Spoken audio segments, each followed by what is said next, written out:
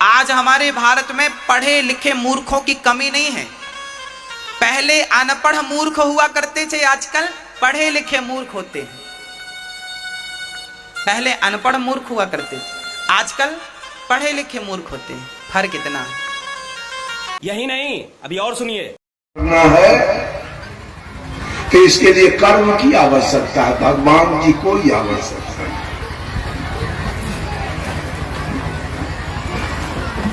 कर्म मुसलमान किया है तो मुसलमान कलेक्टर है। जो मुसलमान कभी सरस्वती पूजा नहीं किया वो कलेक्टर है। Doctor Abdul Kalam, doctor Zakir Hussain, doctor Fakhruddin Ali Ahmad मुसलमान थे। वो भारत के प्रेसिडेंट पद से रिटायर थे। वो कैसे विद्वान हो गए?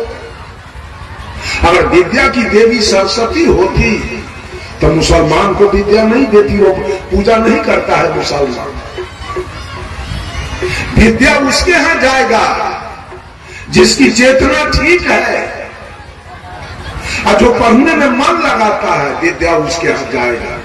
यहां सरस्वती फरसती का कोई चर्चा नहीं। धन उसके यहां जाएगा जो कमा रहा है, जो मेहनत कर रहा है, धन उसके यहां ससर के जाएगा। और जो पूजा कर रहा है जिंदगी भर भी अल्लाह रहेगा। धन नहीं होने, पूजा से धन नहीं होने वाला।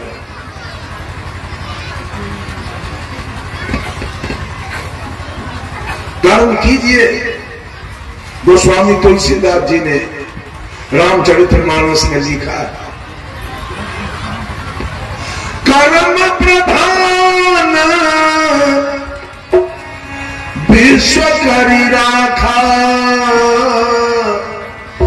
जो जस करहि सो तस फल चाखा। जो जैसा करेगा परिणाम वैसा पाएगा। और कहा, कोई न काहू सुख दुख कर दाता, निज कृति कर्म भोग सब भ्राता। जो जैसा कर रहा है वैसा फल पाएगा। आज सारे लोग राम की भक्ति करते हैं। राम जी को क्या हुआ सो मालूम है? साहब कबीर कहते हैं, कर्म गति तारे से नहीं तरी रे, कर्म गति तारे से नहीं टरी। कर्म जो कर दिया वो टारने से कितनों जग जाग और जमीन बेच दीजिएगा, लेकिन जो कर्म हो गया वो टलने वाला। कर्म होते हैं तीन प्रकार के, क्रियमान कर्म, संचित कर्म और प्रारब्ध कर्म। दो कर्म कर सकता है, क्रियमान और संचित को आप टाल सकते हैं, लेकिन प्रारब्ध को टालने का शक्ति आपके पास नहीं। जो बन गया तो भोगना पड़ेगा।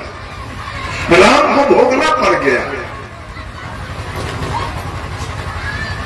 क्रियमान कर्म है जो आपने खेत में गेहूं मकई लगाया, उसमें आपकी जो भी मेहनत हुई वो क्रियमान कर्म है। गेहूं कट गया, दौनी हो गया, वो क्रियमान कर्म है। अब बोरा में रखा के गेहूं मकई घर में रखा गया, वो संचित कर्म है। अब गेहूं मकई का रोटी बन के आपके सामने खाने के लिए आ गया, वो प्रारब्ध कर्म है। तो प्रारब्ध का निर्माण कहां से हुआ? क्रियमान कर्म से। अगर आप खेत में गेहूं मकई न बोए होते, मेहनत न किए होते, तो गेहूं मकई स्टॉक नहीं होता, और स्टॉक नहीं होता तो मकई गेहूं का रोटी बन के आपके साथ। अगर आप बेटा के नहीं पढ़ाए होते तो बेटा विद्वान नहीं बनता, और विद्वान नहीं बनता तो 10,000 के महीना मनी आर्डर आपके आने। तो दो कर्म को आप संभाल सकते हैं। क्रियमान, अभी अगर आप चोरी करते हैं या मांस खाते हैं, मछली खाते हैं, आज संकल्प लीजिए कि आज से मैं चोरी नहीं करूंगा, मांस नहीं खाऊंगा, मछली नहीं खाऊंगा। क्रियमान कर्म सुधर गया, क्रियमान कर्म सुधर गया तो संचित कर्म जल गया। अब आपके यहां पाप जमा नहीं होगा। क्रियमान कर्म सुधर गया तो संचित जल गया, पाप जमा नहीं हुआ। अब पाप जमा नहीं हुआ तो भोगना क्या है? पाप तो जमे नहीं हुआ तो भोगना नहीं है। लेकिन राम का पाप जमा हो गया। क्या जमा हुआ? अरे मुनि वशिष्ठ थे पंडित ज्ञानी, शोध के लगन धरी, सीता हरण मरण दशरथ के, सीता हरण मरण दशरथ के, वन में विपत्ति परी हो, वन में विपत्ति परी रे, कर्म गति तार से नहीं टरी। अगर कर्म खराब है आ कितनों भोला बाबा के जल चढ़ाइएगा, जवान बेटा मर जाएगा। गीत गाते रहिए, जल चढ़ाते रहिए, तब रोइएगा हम तो भोला बाबा की पूजा करते हैं। हमारा दूल्हा कैसे मर गया, हमारा जवान बेटा कैसे मर गया, हमारी भैंसी कैसे मर गई, हमारी गाय कैसे मर गई, हमारा नाती कैसे मर गया, हमारा दामाद कैसे मर गया, घर में आग कैसे लग गया, जमीन कैसे बिक गया। वो कर्म बेचवाएगा। कितनों पूजा कीजिएगा, जल चढ़ाइएगा, वो कर्म नहीं छोड़ेगा। कर्म आपका जमीन बेचवा देगा, क्योंकि कर्म आपका खराब किया हुआ, वो छोड़ेगा नहीं। सारा दुनिया तो पूजा करते हैं और सब फल भोगता ही है, बाकी है कोई? सब भगवान का पूजा किया तो सबका बेटा एक समान होना चाहिए, सबकी बेटी एक समान होना चाहिए, सबका गाय भैंसी एक समान होना चाहिए, सबका जमीन एक समान होना चाहिए, सबका घर एक समान होना चाहिए, सबका मुंह कान नाक एक समान होना चाहिए। है सबका अपना अपना कर्मानुसार बेटा बेटी, गाय भैंसी बकरी छेरी, जमीन मकान, सबका अपना अपना कर्म के अनुसार। किसी को 7 बेटा है, किसी को 5 बेटा है, किसी को 3 बेटा है, किसी को 2 बेटा है, किसी को 1 बेटा है और कोई निपुत्र है। किसी को 200 बीघा है, किसी को 100 बीघा है, किसी को 25 बीघा है, किसी को 10 बीघा है, किसी को 2 बीघा है, किसी को 1 बीघा है, किसी को 10 कट्ठा है और किसी को 5 बेटा है। तो घरों बनाने का उपाय भगवान ऐसा क्यों किया?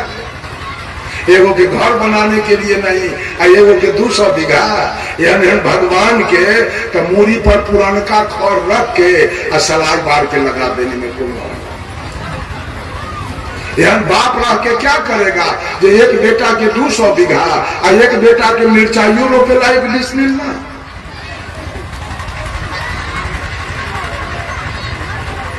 सब कर्म का परिणाम है बाबू।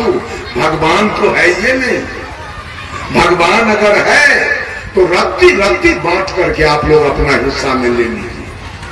हमको मत दीजिए, एक चुटकी हम लेने के लिए तैयार हैं। एक रत्ती भी भगवान अपना हिस्सा में हम लेने के लिए तैयार हैं। आप लोग ले करके खूब रात दिन पूजा कीजिए, हमको करना नहीं। 68 वर्ष का उम्र मेरा बीत रहा है, आज तक मैं मंदिर का मुंह नहीं देखा। आज तक कोई तीर्थ व्रत में नहीं गया, आज तक कोई पत्थर पानी को मैंने प्रणाम नहीं किया, आज तक चोरी दलाली नहीं किया, आज तक किसी का हत्या बलात्कार नहीं किया, आज तक मुंह में खैनी बीड़ी सिगरेट जर्दा किमाम नहीं किया, आज तक कोई गलत काम नहीं किया। मंदिर जाने वाले तो सब गलत काम करते हैं। बीड़ियों पीते हैं, खैनियों खाते हैं, सिगरेटों पीते हैं, गौजों पीते हैं, दारुओं पीते हैं, मछली खाते हैं, मांस खाते हैं, दलाली मारते हैं, घूस खाते हैं, चोरी करते हैं, डंटी मारते हैं, दूध में पानी मिलाते हैं, आटा में चोकर, घी में डलडा मिलाते हैं। लेकिन हम लोग मंदिर कभी नहीं जाते हैं और एक भी पाप कर्म नहीं।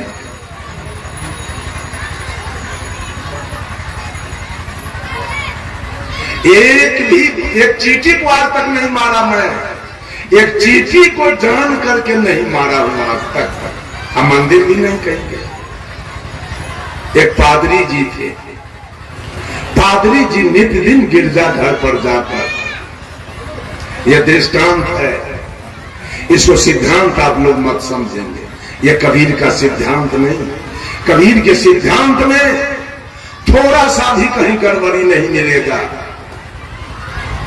यह दृष्टांत है, दृष्टांत थोड़ा गड़बड़ हो सकता है, इसकी गारंटी मैं नहीं दूंगा। एक पादरी जी थे और पादरी जी नित्य दिन गिरजाघर पर जाकर प्रवचन देते थे। ये दुनिया के लोग,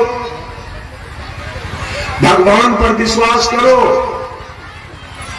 और पुण्य कर्म करो, तुम्हारी मुक्ति हो जाएगी, तुम्हारे जीवन में सुख शांति आ जाएगी, तुम्हारा मोक्ष हो जाएगा, तुम्हारा कल्याण हो जाएगा। लगातार पादरी जी का प्रवचन चलता रहा। 2-4-6 महीना के बाद एक पारखी संत गए, कबीरपंथी, कहा पादरी जी 6 महीना से मैं आपका प्रवचन सुन रहा हूं और 2 बात पर आप अधिक बल देते हुए, भगवान पर विश्वास करो, भगवान की पूजा करो और पुण्य कर्म करो, तुम्हारी मुक्ति हो जाएगी, तुम्हारे जीवन में सुख शांति आ जाएगी। यही दोनों बात का जवाब मैं आपसे मांगने आया हूं। पादरी कहा बोलो। कबीरपंथी साधु ने कहा जो भगवान पर विश्वास करे, रात दिन भगवान का पूजा करे, रात दिन जलधारी करे, रात दिन किसी नाम का जाप करे और वो कर्म बढ़िया न करे, उसकी क्या गति होगी? और जो भगवान पर विश्वास न करे, केवल अपना कर्म करे बढ़िया, उसकी क्या गति होगी? पादरी जी का मुंह बंद हो गया, का इसका अर्थ मैं नहीं जानता। तो कबीरपंथी साधु ने कहा तो तू अपना प्रवचन बंद रखो, कल से तेरा प्रवचन नहीं हो। कहा तू अपने बोले हुए बात का जवाब नहीं जानते हो तो तेरा प्रवचन क्यों होगा? पादरी जी को बड़ा कष्ट हो गया। उन्होंने कबीरपंथी साधु से कहा कि बाबा एक काम करो, 2 रोज का छुट्टी हमको दो और मैं बूझ विचार के आपको जवाब दे दूंगा। कबीरपंथी साधु कहा 2 रोज नहीं, 5 दिन का मैं छुट्टी आपको दे रहा हूं, जाइए बूझ विचार के जवाब दीजिए। पादरी जी गए अपने घर और नित्य दिन शाम को भोजन करने के बाद बिछावन पर जाते थे और जवाब के लिए चिंतन करते थे। चिंतन करते करते 11-12 बज गया रात, जवाब कुछ आया नहीं, नींद आई और पादरी जी सो गए। 4 रात का समय सोने में बीत गया, कोई जवाब नहीं आया। आज अंतिम रात है, 5वां रात, पादरी जी गहन चिंतन में है, जवाब कुछ आया नहीं। कल वो साधु जवाब पूछेगा, क्या मैं जवाब दूंगा? आज चिंतन करते करते 2-2:30 बज गया भोर, कोई जवाब नहीं आया, नींद आई और पादरी जी सो गए। अर्ध निद्रा में गए पादरी जी तो सपना देखने लगे। सपना में पादरी जी की मृत्यु हो गई, पादरी जी मर गए। कहना दृष्टांत है, पादरी जी मर गए सपना में और मरे तो जमराज आ गया। जमराज कहा पादरी जी अब अब आपका समय पूरा हो गया, आप चलने के लिए तैयार हो जाइए। तो पादरी जी ने जमराज से पूछा, हमको कहां ले चलोगे आप? तो जमराज कहा, आपको मैं स्वर्ग ले चलूंगा। पादरी जी का मन सुन के गदगद हो गया। अच्छा, जाएंगे भी तो स्वर्ग। पादरी जी ने जमराज से कहा, 10 मिनट में आ जाइए, तब तक मैं तैयार हो जाता हूं और चलिए। 10 मिनट में आ गया जमराज। कहा, पादरी जी अब चलिए। तो पादरी जी ने कहा, एक शंका मेरे पास और है, उसका समाधान कीजिए। कहा, क्या शंका है, बोलिए। पादरी जी ने कहा, स्वर्ग का कुछ महिमा बताइए। कैसा है स्वर्ग, क्या है स्वर्ग की विशेषता? जमराज ने कहा, सुन लो, स्वर्ग में कभी रात्रि नहीं होती है, 24 घंटा दिन, अंधकार होता ही नहीं है। स्वर्ग के लोग अलुआ, सुथनी, मरुआ, जनेरा, मकई, गेहूं की रोटी नहीं खाते हैं। स्वर्ग के लोग पेड़ा, रसगुल्ला, काजू, किशमिश, बादाम, मुनक्का, छोहारा खाते हैं। स्वर्ग के लोग एस्बेस्टस, टीन के चदरा, खपरा, फूस और टेंट में नहीं रहते हैं। स्वर्ग के लोग 10-20 महल के एयर कंडीशन मकान में रहते हैं। स्वर्ग में कहीं सेवरी, मीरा, अनुसुईया का भजन होता है, तो स्वर्ग में कहीं बुद्ध, महावीर, कबीर का प्रवचन होता है। स्वर्ग में कहीं सुंदर सुंदर लाल, पीले, हरे फूल के बगीचे मिलेंगे, तो स्वर्ग में कहीं लाल, पीले फल के बगीचे मिलेंगे। यह है स्वर्ग की विशेषता। पादरी तो बड़ा खुश हो गया। कहा, चलिए अब दोनों जा रहे हैं स्वर्ग, पादरी जी और जमराज। अब जब स्वर्ग के निकट पहुंचे तो रात अंधेरी है। चारों तरफ छोटा छोटा झोपड़ी, मरैया, खपरा का घर है। सारे लोग अलुआ, सुथनी, जनेरा, मरुआ की रोटी और नमक, मिर्चाई, प्याज लेके झक मार रहा है। चारों तरफ झोपड़ी, मरैया का घर है, एस्बेस्टस, टीन के चदरा का घर है। कहीं सेवरी, मीरा, अनुसुईया का भजन नहीं, कहीं बुद्ध, महावीर, कबीर का प्रवचन नहीं, कहीं सुंदर सुंदर फूल के बगीचे नहीं, कहीं सुंदर सुंदर फल के बगीचे नहीं।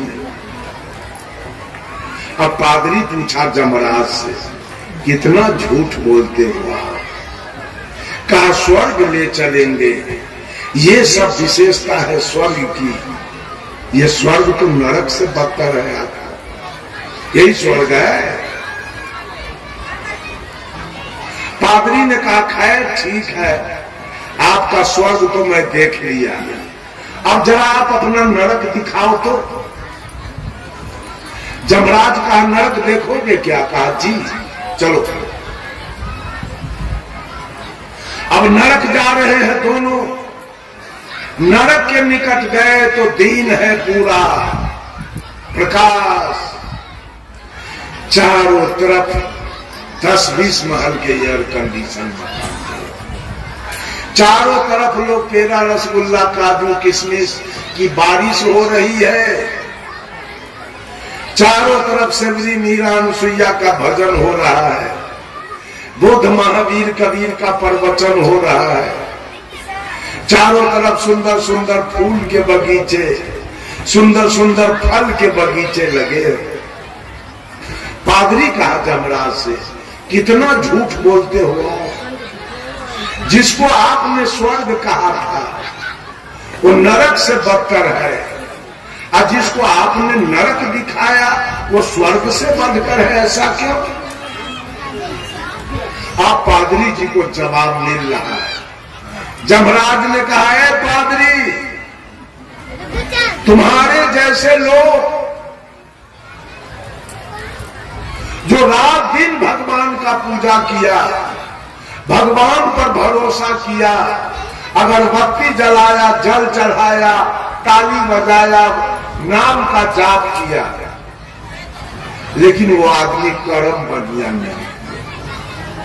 जितने भगवानवादी लोग हैं, जितने भगवानवादी लोग हैं, जितने मंदिरवादी लोग हैं, जितने मस्जिदवादी लोग हैं, जितने गिरजा गुरुद्वारावादी लोग हैं, उनका कर्म कभी सुधरने वाला नहीं है। मंदिर जाने वाले दूध में पानी मिलाएंगे, आटा में चोकर मिलाएंगे, घी में डंडा मिलाएंगे, चावल में कंकर मिलाएंगे, क्योंकि वो मंदिर के भरोसा पर जीते हैं। वो गाली पढ़ेंगे, वो आरी तोड़ेंगे, वो झूठ बोलेंगे, वो मांस खाएंगे, मछली खाएंगे, तारी दारू पिएंगे, गांजा भांग पिएंगे। उनका कर्म कभी ठीक नहीं होगा। हम लोग मंदिर क्या करने जाए? हमारा तो मंदिर यही है, बगीच टेम्पुल। ये काया मंदिर है, इसी में मैं रहता हूं। वो राजमिस्त्री के बनाया हुआ मंदिर से हमको कोई मतलब नहीं है, कोई जरूरी हमको नहीं है वहां से। सारे लोग जा रहे हैं, कर्म का कहीं सुधार नहीं। ये महिला सब 500 गाड़ी सास के देती है, गुड़िया सास के, छठ करती है, करवा चौथ करती है, कर्मा पति को ले कहती है, रे तो हर धुआं तो खबोगे धुआं।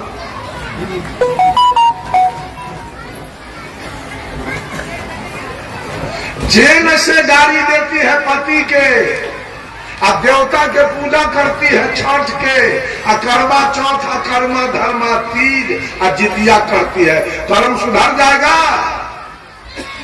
कभी सुधरने वाला नहीं है। मंदिर जाने वालों का और भगवानवादी का कर्म कभी नहीं सुधरने वाला, क्योंकि भरोसा पर जी रहा है। जिसका बाप दरोगा हो, उसका बेटा नहीं सुधरेगा।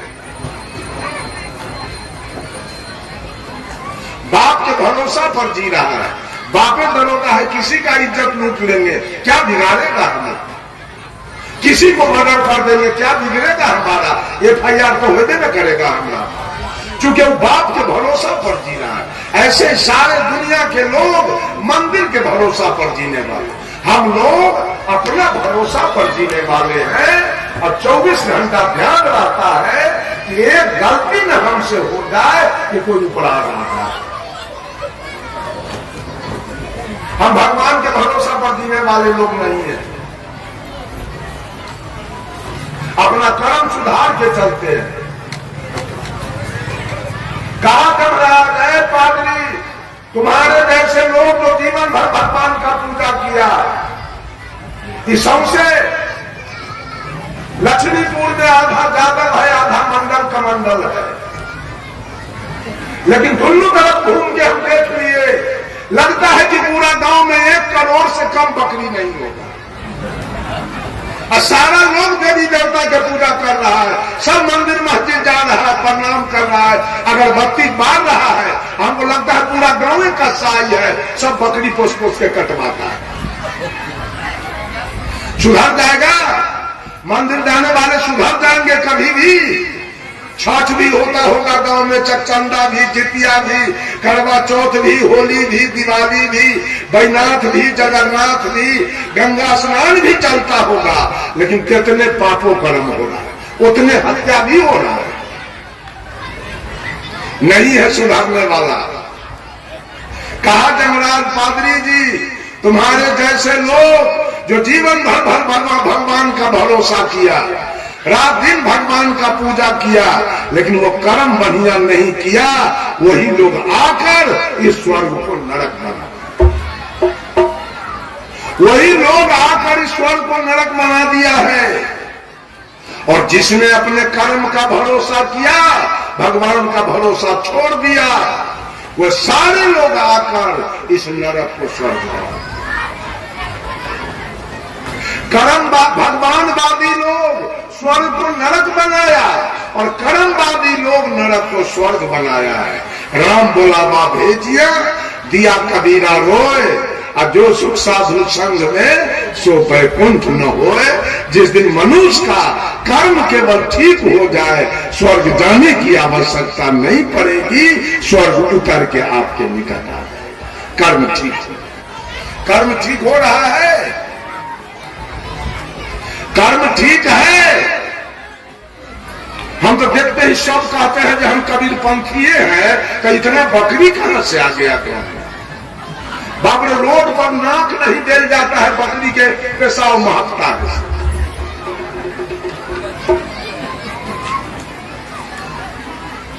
अब मंदिर में पूजा तो चलिए रहा, शिव चर्चों को हो रहा है, अब सुधार कुछ नहीं है, को पैसा से। बंधुओं, जरा विचार कीजिए, कैसे आपके जीवन में सुख आएगा?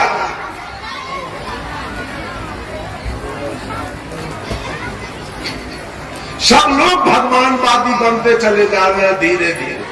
कर्मवादी तो कोई है नहीं, परिश्रमवादी नहीं है, सब भगवानवादी बनते जा रहे हैं। भगवान अगर होता तो सबसे पहले तो रसातल में हमको ले जाएगा। भगवान अगर होता तो सबसे पहले रसातल में हमको ले जाएगा, क्योंकि हम भगवान के मानने वाले नहीं हैं। मैट्रिक तक की पढ़ाई मैंने किया और सरस्वती की मूर्ति को कभी मैं प्रणाम नहीं। तो हमको तो पहले रसातल में ले जाना चाहिए। भोला बाबा को चाहिए कि पहले रसातल में हमको ले जाना। अरे हमारा में ताकत उतना कबीर ने दिया कि भोला बाबा के लेके हम रसातल में मिला देंगे। हमको मिलाने का पावर उनके पास, हम मिला देंगे उसको रसातल में। हमको कौन मिलाए? धर्मस्वरूप का सिखाया हुआ पट्टा पहलवान साधारण बात नहीं है, जो पूरे भारत को चलाता था। पूरे भारत में जिसका नाच हो रहा था, चल रहा था। पूरे भारत के लोग प्रवचन सुनते थे। छत्तीसगढ़ के मुख्यमंत्री आदरणीय रमन सिंह गुरुदेव को बुलाते थे और 1 महीना छत्तीसगढ़ में रखते थे, केवल विचार सुनने के लिए धर्म स्वरूप।